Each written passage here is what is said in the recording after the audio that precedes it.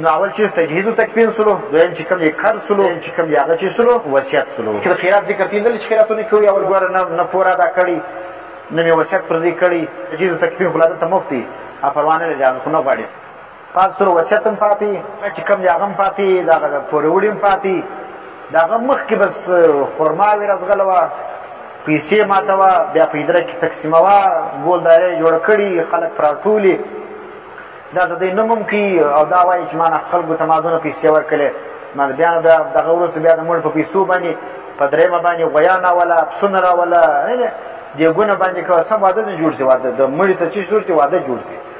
په واده کې دونه دیګونه نه باندې کېږي لکه په دغه غم کې چې باندې کېږي. د مړي د کور ډوډۍ خوړل دا مکروه ده، ځینې خلک څه کوي هغه دیګونه باندې کوي، جاهلان دي په دې نه پوهېږي.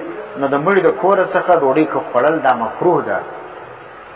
نو درې ورځې قدر نبي اسلام ویلي دي چې تاسو د مړي کورنۍ والا دپاره دغه کلي والا او دا قریبان پر هغو باندې دا لازمه ده چې د مړي کور ته ډوډۍ پخه کړي، دیګ پوخ کړي، وروړي. وینې پوخ خوراک چې کوم هغه د کور والا به تاسو خپله وروړئ، لیکن زموږ د څه خپله پر ناست نور خلک ول هغه د مړي په مشکل اخته دي، بیا چې کوم هغه دا دیګو غم دی، دغه چې کوم دی پسونه حلالول، پلانې کول، دا نه دي. دا چې دا د حرام کارونه دي، دا باید سړی ځان وساتي. نو نه اوومه شته، نه درېیمه شته، نه څلوېښتمه شته، نه لسمه شته، نه کلیزه شته، چې ټول دا ناجایز کارونه دي.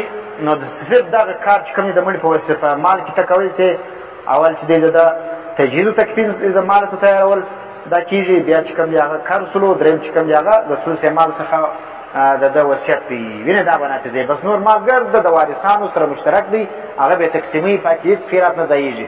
که چا خیرات پسې کوي داسې غیرتمند ولو د خپل جیب دې خرڅ کړي، د مړي د مال څه دی نه خرڅي، خدای دی که چې شلمه پسې کوي، که پنځوسمه پسې کوي، که دېرشمه کوي، که هر کال هره ورځ پسې مناوي، دی پوس خپل بدعت یې پوسلو. وینې په هغه بیا موږ کار نه لرو، لیکن بدعت به وکړي، لیکن هغه به د خپل ګناه وي. لیکن د مړي د مال ور ګناه کوي، بیا مشترک مال یې کوي، د کوچنیانو، د ښځو، د جګړې د حق پکښې دي. نو دغسې تا ته کوم اجازه تا د چا درکړی چې ته کوې دا مال، دا خیراتونه؟ نو ځکه د دې خیراتو هېڅ جواز نشته، ختمونه متمونه ګرد پکې رالو ښه دی.